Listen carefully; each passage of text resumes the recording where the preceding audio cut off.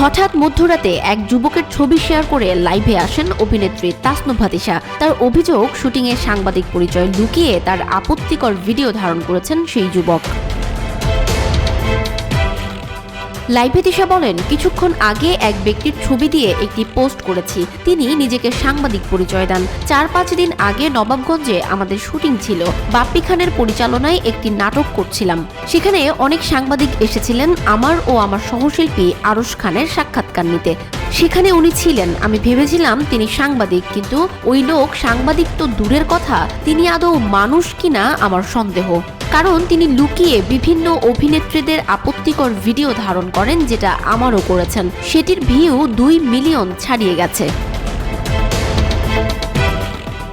Video ছড়িয়ে গেছে এবং নামানো সত্ত্বেও অনেকের কাছে রয়ে গেছে। অভিযোগ তুলে তিনি বলেন, আউটডোর শুটিংয়ে আমরা যারা অভিনেতা অভিনেত্রী, আমাদের লেবেল পড়ার আলাদা কোনো জায়গা থাকে না, নিজেদের মতো করে পড়তে হয়। আমি খোলা মাঠে শুটিং করছিলাম, সামনে সাংবাদিকরা ছিলেন। ভেবেছিলাম সাংবাদিক ভাইয়েরা কখনো এমন কাজ করবেন না, তাই আমার মতো করে লেবেল পড়ছিলাম এবং ঠিক করছিলাম।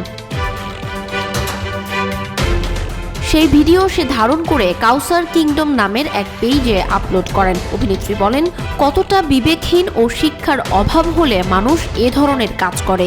এ ধরনের কিছু ব্যক্তি আছেন যারা নিজেদের সাংবাদিক বলে দাবি করেন, কিন্তু তারা আসলে সাংবাদিক নয়। একজন অভিনেত্রী হিসেবে আমি এই লোকের বিরুদ্ধে অবশ্যই অ্যাকশন নেব। তিনি কোনো শুটিং স্পটের আশেপাশে যেন কখনো না আসেন, তাকে বয়কট করা উচিত। তিশা জানান, ওই যুবকের পেজে আরও অভিনেত্রীদের ভিডিও আছে। তিনি বলেন, হয়তো বলার সঙ্গে সঙ্গে আমার ভিডিও নামিয়ে দিয়েছে, কিন্তু তার পেজে শুধু আমি না, আরও অনেক অভিনেত্রীর ভিডিও আছে যেগুলো তিনি লুকিয়ে করেছেন। তাসনুভা তিশার লাইভের একদিন পর কাউসার কিংডম পেজ থেকে লাইভে আসেন ওই যুবক। লাইভে শিরোনাম দেন তাসনুভা তিশা আপুর ফেসবুক লাইভ প্রসঙ্গে।